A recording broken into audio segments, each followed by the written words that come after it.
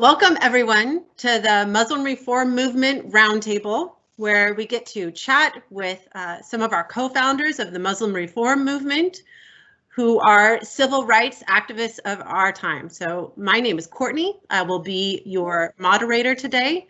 We ask that if you have any questions or comments, please put them in the chat feature, and we will have some time at the end of our gathering to address those. Our intention for today is to discuss wound collecting. Our topic is wound collectors, the need to transcend grievance culture and live with grace. We will take some time to quickly get to know some of our co-founders of the Muslim Reform Movement. We will then, Osra will then give us some context for the intention of our conversation. We will then get to hear the diverse ideas and perspectives from our Muslim Reform Movement leaders. We'll talk about solutions, and then we'll have questions, close our conversation, and talk about upcoming Muslim Reform Movement roundtable discussions, what topics you would like to see covered, and additional questions you might have. So yeah, so we'll go ahead and go around and introduce our Muslim Reform co-founders that are here. And I ask that each of us say our name, your work or day job, and then one thing you love about our Muslim Reform Movement declaration or our work. The declaration, if you haven't seen it, is a beautiful piece of work that a lot of time was spent putting into, and it's a document that we utilize as we move forward with our work. So my name is Courtney Lonergan. I design and facilitate processes as my work. And one thing I love about the Muslim Reform Movement Declaration is a component that is ideas don't have rights, human beings have rights. So Zubeed, would you like to introduce yourself? Thank you, Courtney, and I want to thank everybody for joining us. My name is Zubeed Jasser. I'm president of the American Islamic Forum for Democracy, and my day job is also as a physician, primary care physician here in Phoenix, Arizona. We founded our organization after 9/11 to counter the ideology of political Islam, and the fruition of that work came to be this coalition, the Muslim Reform Movement, gathering of like-minded folks that are doing similar work from Canada to Europe and across the US. The part of the declaration I like the most is the part about secular governance and liberty, and the ability of us as Muslims to lift up Western governance and liberal democracy as part of our tradition. Thank you. And Osra, could you introduce yourself? Yeah, sure. Nice to meet everyone who's joined us, and great to see our regular friends in the Muslim Reform Movement. My name is Osman Nomani, and I am a mother, a daughter, and a citizen here in the United States. I became a journalist, and one of my favorite parts about the Muslim Reform Movement Declaration is this line. I'm going to read it. We believe in life, joy, free speech, and the beauty all around us. I believe that so often, we can fixate on the problems of our world, but we have to really stay focused on the goodness that is also within us and within our world. And what I really appreciate is that in the Muslim Reform Movement Declaration, we value the idea of ijtihad, which is the Arabic word for critical thinking. And as long as we apply critical thinking to the problems that we see around us, I think we can find positive solutions and, in fact, see joy in the future. Thank you. And Usama? Good afternoon and salam alaikum. Peace and God's blessings be on everyone. My name is Osama, and I'm based here in London, in the United Kingdom. It is now evening, and it's pretty chilly here. I work as a research consultant on issues to do with Islam, extremism, geopolitics, and a bit of science as well. At the moment, my main job is with the Tony Blair Institute for Global Change, looking at extremism issues. And what I love most about the Muslim Reform Movement Declaration is the first line, really. It says we stand for universal peace, love and compassion. And I would say that at the moment especially, we are caught between people who interpret Islam as a religion of love, I think which all of us do, and that's a classical reading of Islam, especially elucidated by Ibn Arabi, as against those who interpret religion as a religion of hate or Islam as a religion of hate. So it's inclusivity versus exclusivity, which is one of the fundamental problems we have as Muslims in the world. But I'm very happy to be part of a group that stands firmly on the side of Islam, interpreted as a religion of love. Thank you. Thank you. And Raheel, we have you for a short time, but I'd love it if you could introduce yourself as well. Yes, hello everyone. My name is Raheel Raza. I live in Toronto, Canada, where it's minus 15 degrees right now. Just so you know, you can enjoy the warmth of wherever you are. I am the founder and president of an organization called the Council for Muslims Facing Tomorrow, focus on the tomorrow as opposed to looking back at the 7th century. My day job is that I am a grandmother to 4 beautiful grandchildren, and I am delighted and absolutely honored to be a founding member of the Muslim Reform Movement. The part of it overall that really inspires me is the pluralism that we know is embedded within the core message of our faith, but we seem to have lost it somewhere along the way. And I promote pluralism, equality of everyone, regardless of faith, creed, culture, and that equality and pluralism is what inspires me to move forward and to speak out with Muslim reformers about the need for change from within. Thank you so much. All right, Osra, if you could please share some of our intention for today. You're muted. Yeah. You whispered it. Yeah. So, you know, we're all professionals in one way or the other in our lives, but at the end of the day, we're human beings. And I found myself in this moment as a mother when my son was in elementary school going through his homework, and I saw that he had this assignment where he had to fill out what his rights and responsibilities were as a citizen. He was just in 2nd grade at the time, and he learned what his rights are as a citizen of this world, and then what his responsibilities are. And then there was this section that I found really intriguing. It asked him to reflect on what it means to own up. And owning up, he wrote, meant to take responsibility for what you do. So the instructions asked then for him to fill out something that he wanted to own up. And he owned up about the fact, he wrote, that I don't always brush my teeth when I tell my mom I do. And I thought to myself as a mom, wow, that's great that that's the worst crime that he has committed so far as a young child. That's good.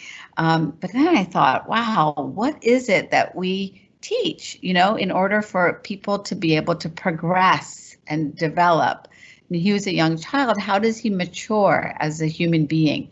And I realized then that this idea of owning up is such a critical part of psychological development. I see Ali here shaking his head, and I appreciate that. Thumbs up, he says, because in each one of our lives as human beings, we face this dilemma. Are we going to live with a wound and a grievance that we have experienced, because we all have, or are we going to transcend it and try to live with forgiveness, grace, and lessons learned? And so why does that connect to our topic? Because then some years later, I ended up meeting a former FBI agent, and his name is Joe Navarro, and he had this quote I wanted to just share with you. I'm going to read you the whole quote, and this is about talking about terrorists.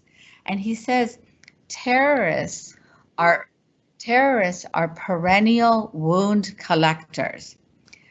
Their recollection of events from decades and even centuries past is as meaningful and painful today as when they originally took place, right? We can imagine so many of the grievances we've heard from so many criminals in the world. For them, there is no statute of limitations on suffering. So there's no statute of limitations on suffering. And I just find that so profound, because that is what we all know in our lives is our forever struggle. Whether somebody cuts us off while we're driving, or whether we believe our entire nation has been aggrieved by another nation. And I'll just share one example that really brings it home. In 2010, there were package bombs sent to Chicago from Yemen by would-be terrorists. And so these bombs were stopped. And so the two names to whom they were addressed was a Diego Deza, and he was known for his cruelty as the Grand Inquisitor during the Spanish Inquisition. I'm reading from the New York Times article, which chronicled this. And then another one was Reynald Croc, who was a French knight at the time of the Second Crusade, for which Muslim ideologues and extremists held a perpetual grudge, this grievance with no statute of limitations. So they addressed their parcel bombs to these two men as if they lived in the modern day. And what we all know is that these two men from history had been given space in the minds of these terrorists, right? That's what had happened. And that's our struggle in our lives always, is do we give space to these grievances? And in our brains is where we end up processing our traumas and our grievances. And my belief is that our job as human beings, and then anybody on a religious or spiritual path, is to take the best of religion and spirituality to try to live with grace. And so that's I'm so happy we're having this conversation.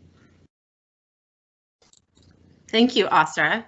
And so to remind those participants that have just recently joined, our topic is wound collecting, wound collectors, the need to transcend grievance culture and live with grace. And to quote a piece I have that Osra wrote in part of our design for this conversation, too many in our Muslim society have adopted a culture as wound collectors. And this is where we hold on to our grievances and respond to critical conversations with a strategy characterized by 4 distinct elements: denial, deflection, demonization, and defensiveness. So Zubeed, I ask if you respond with some of your thoughts on what's going on with our wound collecting within our Muslim communities. Thank you, and thanks, Osra, for your work and putting this idea together, and Usama and Courtney and our reform. It's always humbling to be with all of you.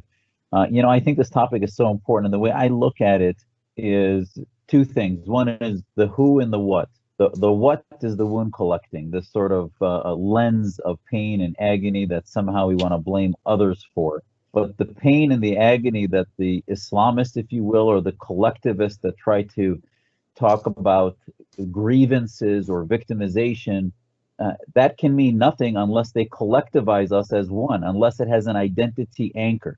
And that anchor of identity for the Islamists is to collectivize all Muslims as one monolith, that somehow we all share the same suffering, we all share the same pain, whether, as you said, Osra, whether it's a nation or a smaller neighborhood or the world.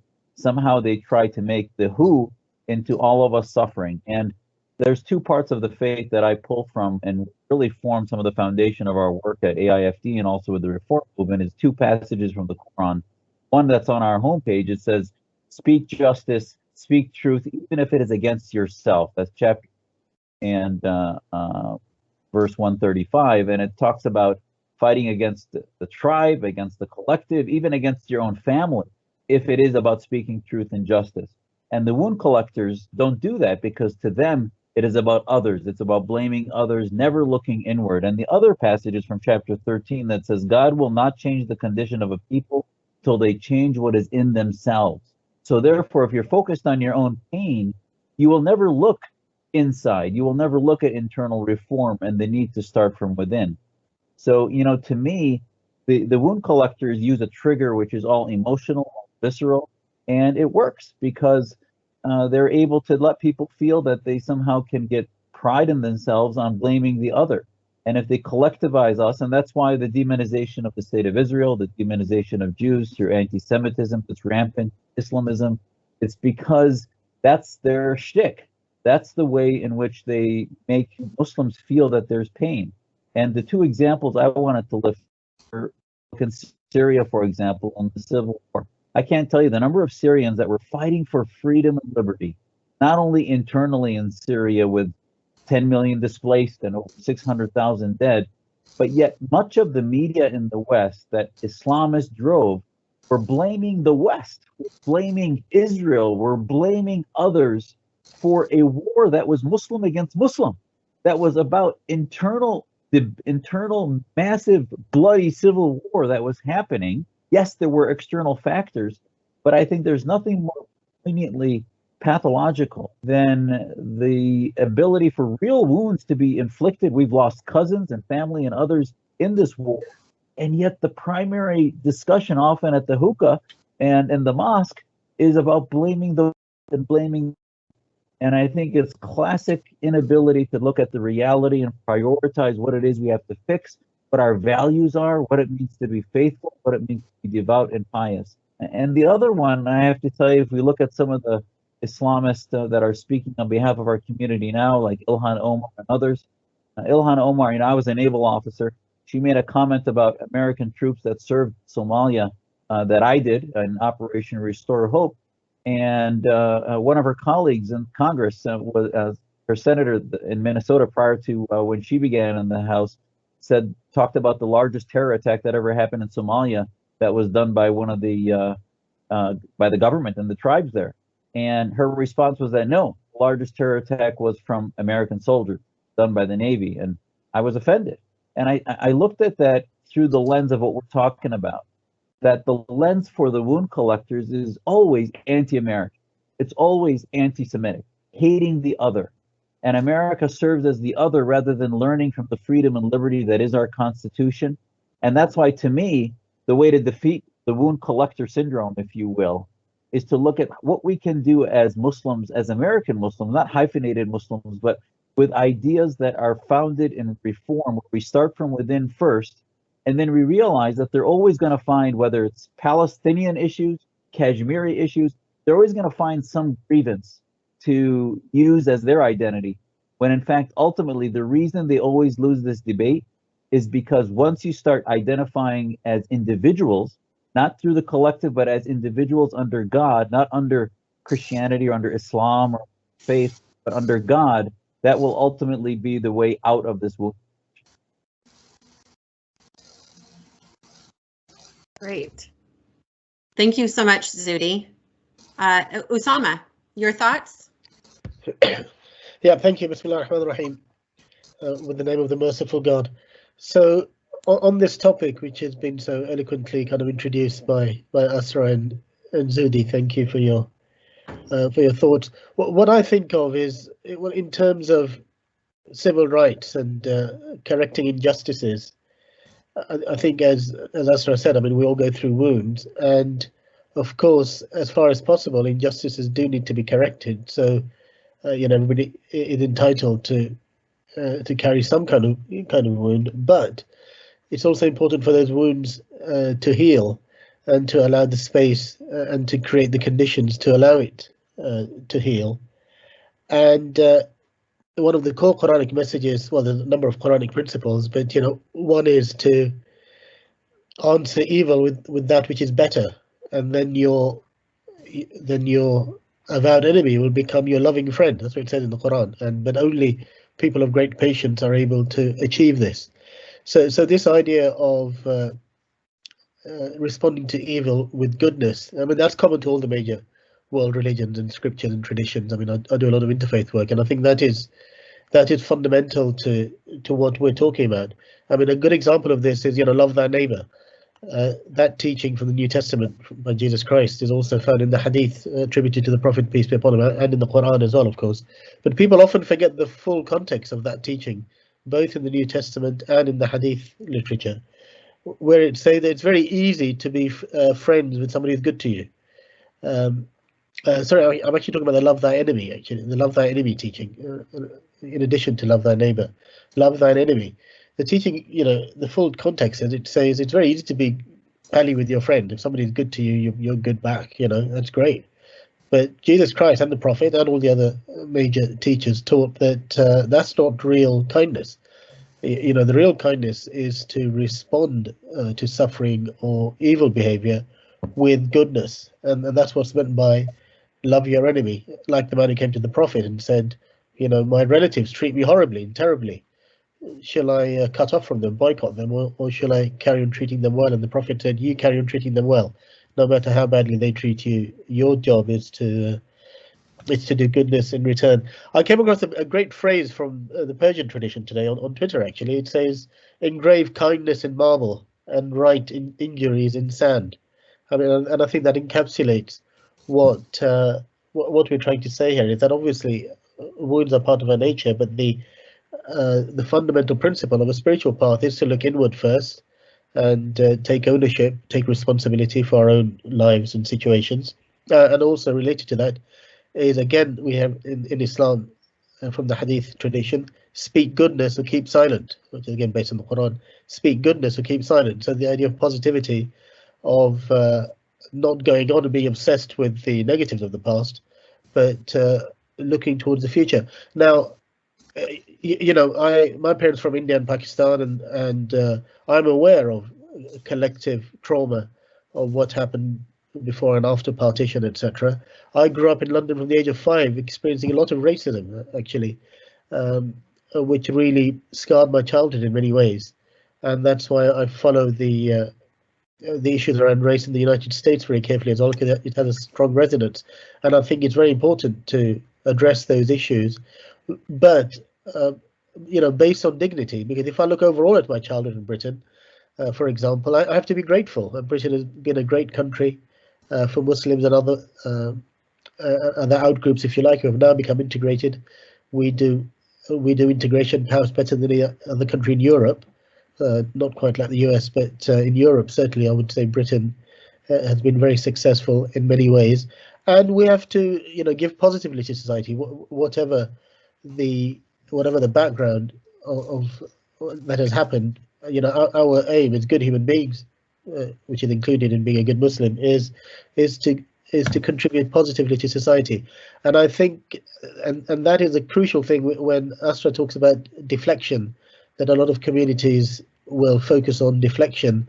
We've seen this in Britain all the time, anti-American feeling, actually, anti-Western, especially anti-American feeling amongst kind of extremist Muslim groups. And a failure, for example, right now we're having this issue. We have something called the Prevent program, which looks at combating extremism. It's actually a very successful British government program and has hundreds or thousands of Muslims working for it, actually.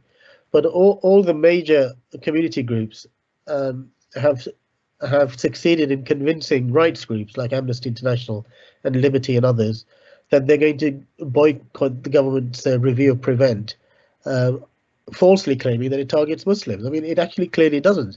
In fact, over the last 5 years, it has been increasingly targeting far-right neo-Nazi extremists.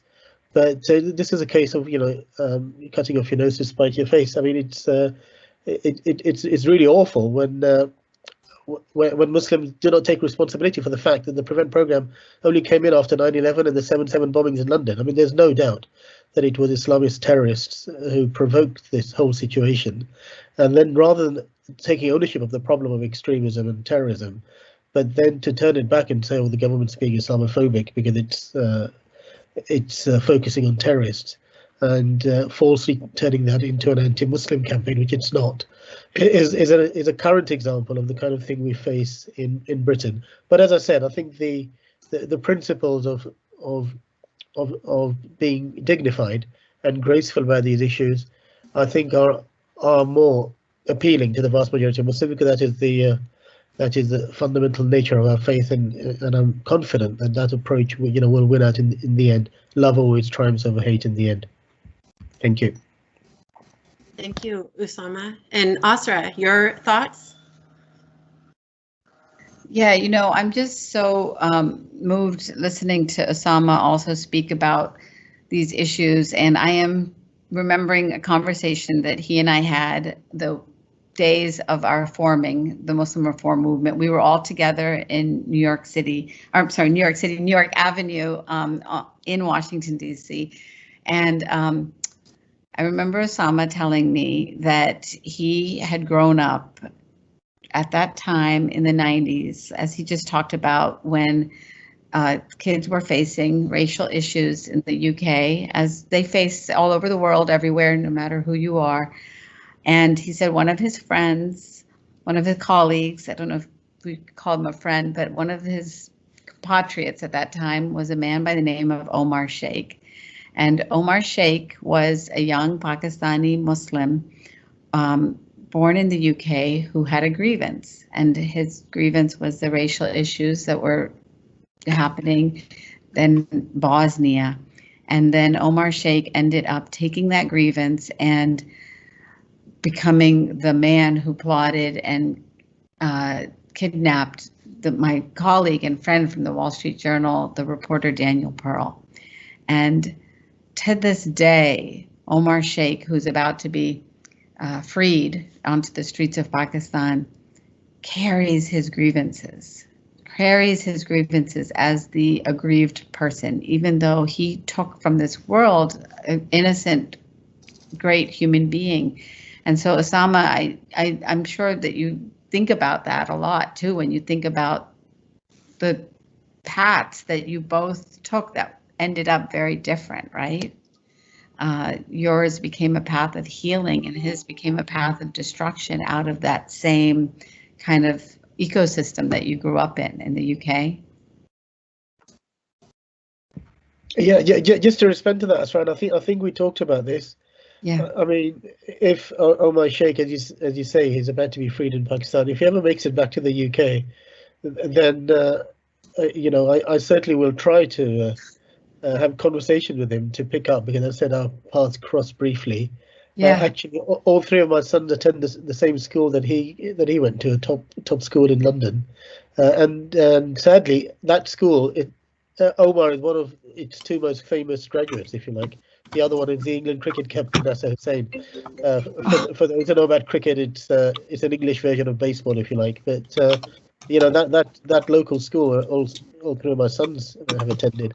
As I said, Omar Sheikh is along with Nasser Hussain the most famous product of that. Now, in our counter-extremism work, we do try to turn people around. I mean, Right. there are tens of thousands of former extremists around the world, many of whom do very well to radicalize people.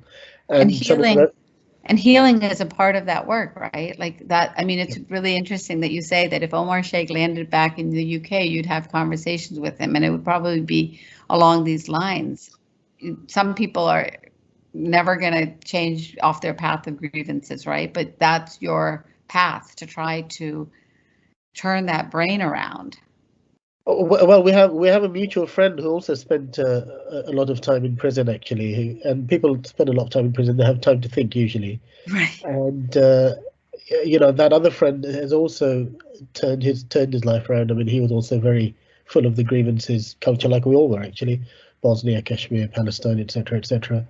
But that other young man is now doing his best to in some ways, fight against terrorist groups, etc. So it's an ongoing struggle, really. But the grievances have to be addressed within communities as well, because communities can either engender or entrench certain forms of thinking and speaking, or they can change tack and move to a different way. So we have to reach out with influentials, but also try to get community thinking to change, as Zubeed was saying. So I'm gonna I want to hear what Raheel has to say too, because she's on that path of spiritualism and grace, and I want to just excuse myself because I have to leave. But thank you all for being in the battle. So Raheel, please share your wisdom with us. Uh-oh, you're just muted. Can you unmute her? There we go. Raheel. She's muted again. Oh.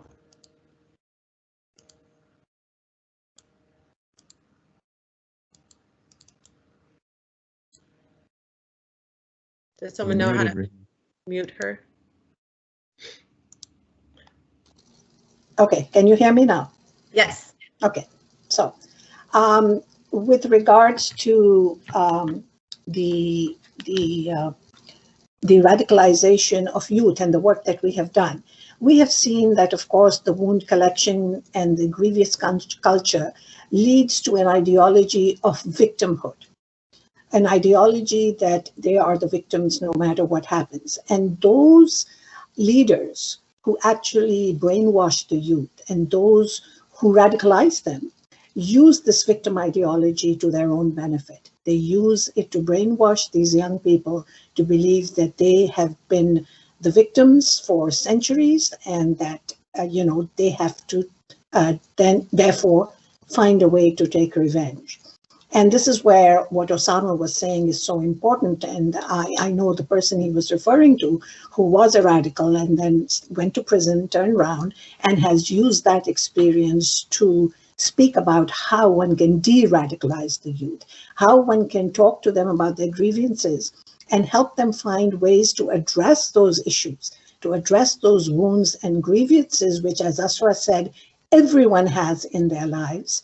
They have seen it through maybe generations, through their families, whether it's the partition of India and Pakistan, whether it's colonization, or whether it was way back at the time of the Crusades. Whatever the issue may be, there have to be ways of speaking about it and finding solutions within the system, within our own communities, which is where the Muslim Reform Movement is so important, as we need to have the internal dialogue more than the external dialogue. And the radicalization of youth, of course, is a great concern and a huge issue for all of us. But this victim ideology becomes the key point to be used to radicalize young people. And time and again, we have seen that trajectory of saying, you are the victim. And it is used by extremists of all sorts, even the nonviolent extremists use this victim ideology to rile up anger, to rile up emotion, and to bring out that anger. So I think, I'm sure you're going to talk about solutions. I have to leave. It's been really wonderful to be part of this conversation, and I hope we'll continue to have such conversations in the future. Thank you so much, Courtney, Zubeed, Osama, and Osra, and everyone else. Thank you so much, Raheel. And yes, that's where we are moving is we've been talking about the wound collecting, how it shows up, how it impacts our communities and our greater world. And now to get some insights on what are some solutions, what are some ways that we can move forward, acknowledging that we are up against this issue. And so now I ask for those who have a thought to share. Zubeed, Osama. Osama, if I can ask you a question. So, as I look at solutions and you look in history, when a people have changed their way or any group or collective change their way, and I know this might be a bit out there, but I want to sort of posit this question because, I talk to many Muslims who agree with what we're doing, but yet they don't feel motivated enough to do much. And then I look at the Arab awakening, where I see a lot of Muslims that paid for it with the ultimate price, trying to change their way against the theocracies. Iran is, their prisons are lined with people like us. And in Syria, there's been tons of bloodshed. In Pakistan, an Islamic Republic, folks that have tried to be reformers have paid an ultimate price. So, at some point, many of them get frustrated and feel like there's no change. And that's why we feel in our group that the best place to do this is in the West, where you don't have governments that are going to punish you for reform and critical thinking and all the things that have left many of these countries in the 13th century or even before. So my question is if you look in history, most fascistic movements, and I think political Islam is fascistic in many ways. It's totalitarian. It controls thought through a collective mindset and does not allow critical thinking. They ultimately had to be defeated. And does it have to be militarily? I don't know. That's the question. Because, if you look at many of the Islamic republics, what we thought was going to be a spring in the Arab Spring ended up being an avenue for the Islamists to come to power in a lot of places. Not in Tunisia, but bottom line is it was frustrating. So you know, is there in history, I think it's hard to find times in which democracy and other good things did not come out unless there was a significant defeat of those who had the power strings before. Is there a way we're going to have to be able to change the wound collection mindset without a significant defeat of the Islamists and some of their enablers, whether it's monarchies or other dictatorships? Thank you, Zubeed. So my reaction to that would be that well, you know, Islamic history, like other aspects of world history, is a fascinating collection of experiences, if you like. But and I think we have to see it as a trajectory, or many trajectories, if you like, looking towards the future, as Raheel said, facing tomorrow.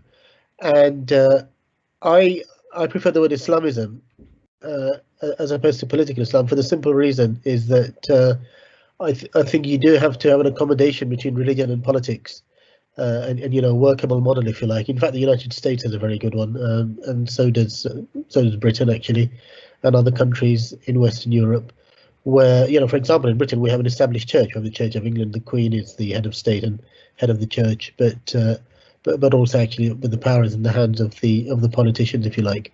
So, and what I see, if you look at the history of Islam, you know, it did start with a caliphate after the Prophet, and that became monarchies and empires, of course. But so was the rest of the world. This was the medieval age. You had various empires, the Persian, Roman, and others, the Byzantines, and the Islamic empires were part of that. And the last few centuries have seen the large colonial empires, including against the Ottoman Muslim ones. But you know, the last century or so has seen the rise of the nation state and the ideas of democracy over the last two or three centuries, especially beginning in France and the United States. And I think that's the future which actually most Muslim populations actually aspire to. And you see that with the Arab Spring, as you said. There's a lot of hope in democracy. If you look at the surveys of Arab youth, there are quite a few now based in Western academia, actually, but they survey in very large numbers Arab and Muslim youth, and there is this overwhelming desire for freedom of expression, for more democratic norms, for gender equality, for equal treatment of minorities in the Muslim majority countries. You know, the Marrakesh Declaration, the Abraham Accords, and other initiatives like this have really helped in that regard. So I think the focus for us actually is to raise the level of the discourse, to get rid of this kind of victimhood mentality, which Raheel so rightly drew attention to, because victimhood leads you to a loss of confidence in yourself. I mean, and to achieve something positive, people need a strong sense of belief, a strong sense of who they are, but in a very positive sense, which is why we've been talking about positivity, etc. And to learn, as it's ascribed in the Islamic tradition, that the Prophet is said to have said, you know, wisdom is the lost property of the believer.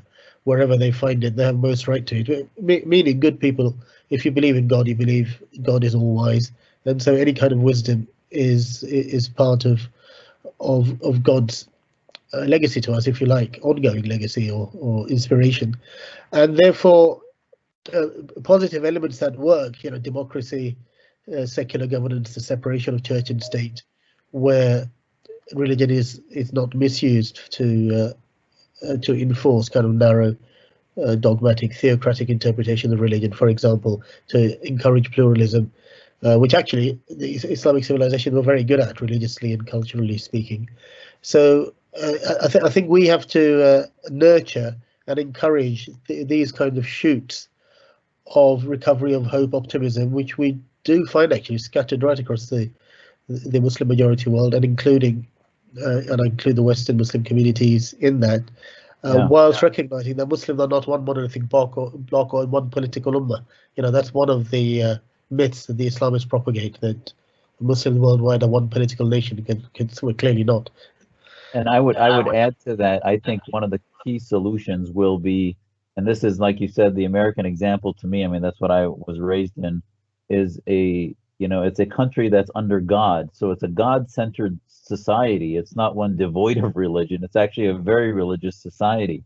So you can be religious as a Muslim without believing in the Islamic State, without believing you have to have a green flag of an Islamic identity for the Constitution, for the, that the Quran is a source of law, but not the source of law. And I think ultimately this is going to be the only way to transcend, as we said in the title of this webinar, to transcend victimology and become and live a life of grace. So it has to be that grace comes from God.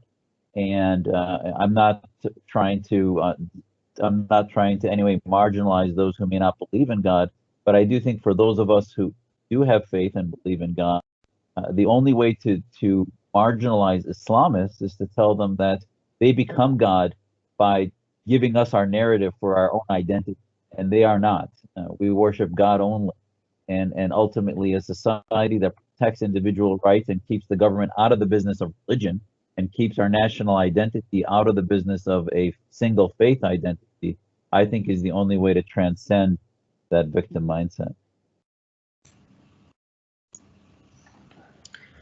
Wonderful, thank you. And we've kind of addressed a question that was, what are other ways that we can help to work with a person who has a victim identity? We've talked about many things, including, hope and taking responsibility for your actions, which was a story that Osra told us right at the beginning.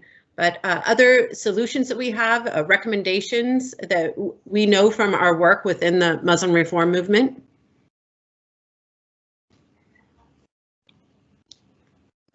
Yeah, I think, Usama, you can speak to your organization in London. I think it's important that we begin to have, plant the seeds of organizations like ours here in Phoenix and across America, Rahil's in Toronto, Esra's work in West Virginia and in Washington, to keep planting these seeds, because Muslims need to have, if the left and the right really believe in diversity, then they need to begin to show that Muslim diversity is not just about skin tone or national origin, but it's about ideological diversity, that we can have a diverse representation of Muslims, and then that would then give individual Muslims a sense that they can be different, that they can be critical thinkers. And I think a lot of the free market examples, why have there been so few products that come out of many of the countries that are run by Islamist regimes? And it's because they don't believe in critical thinking and helping folks, give them the opportunity to develop their own property and own their own ideas. So I think a lot of these opportunities, whether it's cooperative endeavors between large and small businesses, cooperative endeavors with students and others in your foundation, with the work that you're doing in London, and that we're doing here in America, I think a lot of our viewers, I hope, can begin to engage other Muslims. Now, there's a book we did with Zainab Baran 15 years ago. It was called The Other Muslims, and she interviewed many of us. I don't know, I can't remember which of us was in it. I know I did a chapter on the American narrative, but bottom line is I think that's the way people need to look at it, is there are other Muslims other than the Islamist lowest hanging fruit. Yeah, I'd entirely agree, and I would say it's already happening. I mean, I'm actually very optimistic. I've been in this space, if you like, full time for about a decade or so, and in that last decade, I've seen a real increase in the pluralism within Muslim groups. I mean, I'll give you another example. Just this week, my colleague and friend Ed Hussein published a long piece in the Arab News in Saudi Arabia. Which they featured on their website, arguing for full gender equality, and he even looked at the so-called taboo subjects of equal inheritance for women in Islamic family law, equal rights of divorce, the right to marry whoever they liked, etc., etc., the right to choose their own dress code. Now, I grew up as a child actually reading the Arab News from Saudi Arabia. And that would have been kind of unthinkable a generation ago, even 10 years ago, this kind of discourse. But it's there right now in Jeddah, in Saudi Arabia, amongst the English-speaking populations who are very large in number. And we see that right across, if you look at India, Pakistan, Indonesia, and Africa as well, because I've done some work in East and West Africa recently. I'll give you another example. I did some discussions with some Kenyan Islamic scholars or other East African Islamic scholars over the last few months. And we were discussing, medieval Islamic political terms like Darul Islam, Darul Kufr, Darul Harb, all this stuff. Lands of Islam and lands of non-Islam, and lands of war, which is what the terrorists used to justify their attacks. And I pointed out that 700 years ago there was this idea of Dar Murakkab, a compound land, which is neither Islam nor non-Islam. It's a kind of mixture of the two, and that was a massive step forward 700 years ago. And to the modern time, where it's Darul Muwatana, the scholars are talking about lands of citizenship. And it was the African Islamic scholars who said we can go one step further. They went further than me. They say, let's just call it what it is. They said Kenya is Darul Demokratia. They said you call it a land of democracy because that's what it is. That's our constitution. And I realized that they were right. And the same could be applied to Britain as well. And this was very inspiring, where we don't usually expect actually cutting edge ideas to come out of, say, sub-Saharan Africa. But this is my experience in the last few months. I was hugely struck by that, because I was supposed to be leading those discussions, but they ended up leading me. So I'm actually very, very optimistic that all of these changes are, the pluralist discourse is opening up all over the world. Of course it has its challenges. Of course there are always people trying to shut us down, to silence us. I think we've all experienced that, the intimidation and the trying to discredit, etc. But we need people to remain steadfast and keep going, and I'm confident that we will do. And Osama, I just want to punctuate what you said by saying, I do want people though to look at the lens when they see changes of rules that are done in Saudi Arabia or elsewhere. The rules may look like they're modernizing, but to me, it doesn't become real. I was on the U.S. Commission on Religious Freedom for 4 years. We visited Saudi Arabia 3 times. They ran the red carpet and tried to tell us they're reforming and gave us their 20-year plan. And to me, it's not real. They can't just white out their anti-Semitism and cross it out and pretend it wasn't there before. They have to, the clerics and the Grand Mosque need to give sermons about the religious legitimacy of the equality of the sexes, about the religious legitimacy of the equality between Jews and Muslims. They can't just say, oh, we're going to cross out this line of anti-Semitism, or we're going to let women drive themselves to work. They need to then have the clerics who have 2 million followers on their Twitter. The Salafi clerics, the Wahhabi clerics need to start articulating a theological discourse of what you just said. So it's not just it has to be the theology, but I do think it has to be stepwise, and it should come, but it needs to come more quickly than they've been doing in the past. Yeah, I'd agree with you, Zubeed, and I would just point you to the Mecca Charter last year. I mean, there's many steps to go, but the Mecca Charter just published, not last year, the year before, 2019. This was at the annual conference of the Muslim World League, headquartered in Mecca, which historically has been a strong bastion of Salafi and Ikhwani kind of Muslim Brotherhood type thought, but has shifted enormously in the last few years. And if you just read the Mecca Charter, it talks about equality of all religions and the interpretation of Islam of love, coexistence, peace, compassion. It's putting that forward. So I do believe that, unlike Iran, many of us have blamed Saudi Arabia and Iran quite rightly for the last 40 odd years for their proxy wars around the Muslim world and the kind of narrow fundamentalism allied with its Islamism, theocracy. But of the two, Saudi Arabia is making some changes, and it's a long way to go, as you said. But those baby steps are certainly better than nothing, and in fact, socially at least, they're huge steps. Politically, it's more difficult. But whereas Iran, it seems to be getting more and more hardline, you see, and that's and having this huge destabilizing influence in the world. And at the end of last week, by the way, my institute, Tony Blair Institute, published another comprehensive report on Iran and its state-backed militias in the Middle East and even further afield, documenting all of their attacks all around the world, in fact, including Europe, United States, South America, Africa, and across the Middle East, all backed by the Iranian state and its militias. So, there's a long way to go. I mean, we hope one day genuine reform will come in Iran as well through the Iranian people who are fed up of the theocracy and actually beginning to leave Islam in large numbers because of the rule of the Ayatollahs over 4 decades. But it is welcomed wherever it's happening. But yeah, a lot more needs to be done, of course. Well, I want to thank you all for this conversation, and I know that we can definitely continue it. We have Muslim Reform Movement webinars scheduled for April 7th, May 19th, July 14th and September 15th. We will send out information ahead of time, probably more soon than we did this one. Our next one in April, we're talking about addressing shame and shifting traditions that might have a cultural basis. And before we close, I would ask each Zubeed and Osama to say some closing statements, potentially a call to action, what folks could do to help support the movement and to address victimization within their communities. But I would like each one of you to make like a 1-minute closing statement to kind of wrap up what we've discussed today and really what you hope for the future.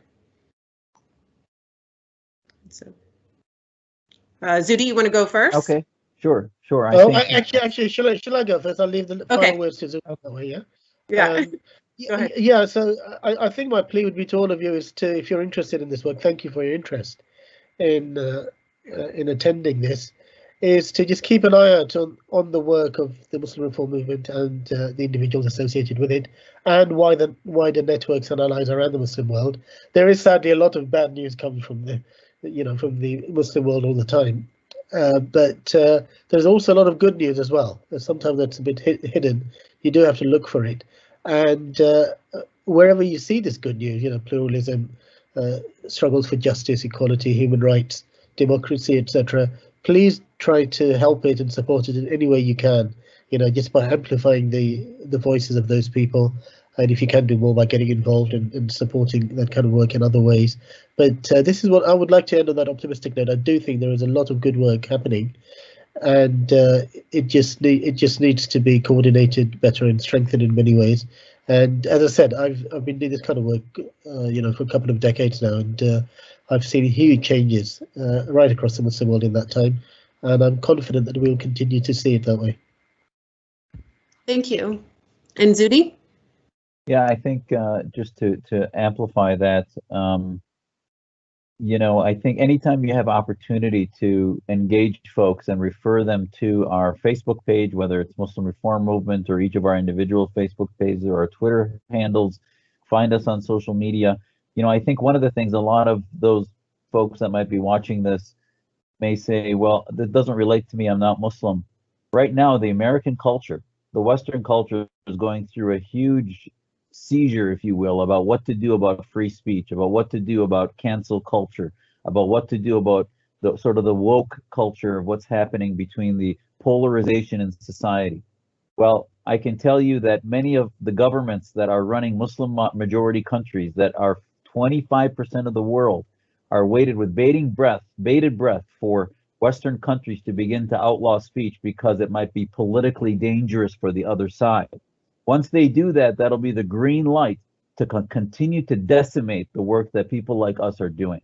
So I think that what you can do is to anchor some of the debates that are happening in the West about the cancel culture and other things that are happening and say, wait a minute, look at how the Muslim world's going to look at this. Look at how Muslim reformers get treated. They're told that they are apostates, that they are anti-Islam, that they're bigots, etc., because nobody wants to hear the message.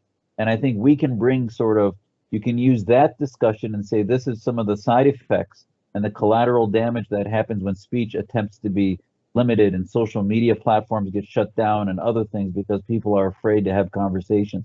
We had a gathering of Muslim Reform Movement in Minnesota where we talked about, and it was called Having the Difficult Conversations. We were ready to have the conversations about these things.